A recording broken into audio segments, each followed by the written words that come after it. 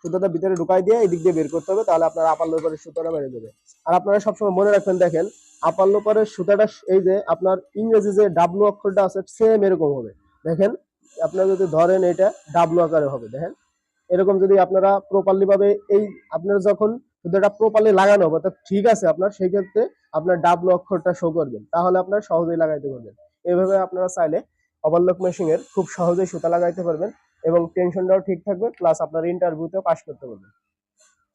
যারা নতুন মেকানিক আছেন, মেকানিকের কাজ শিখতেছেন বা শিখবেন বা চাকরি নিছেন কিন্তু আপনারা প্রপারলি কাজ এখনো জানেন না, আমাদের এই ওভারলকের আমরা আগে প্লেন মেশিং এর কোর্সটা কমপ্লিট করছি, স্টেপ বাই স্টেপ আমরা এখন ওভারলকের কোর্সটা দিব। আজকে যেহেতু আপনাদের সুতা লাগানো দেখছি, কালকে হয়তো আপনাদের বেসিক প্রোগ্রামটা দেখাবো, এরকম ম্যানুয়ালের কাজ পর্যায়ক্রমে আপনাদের দেখাবো।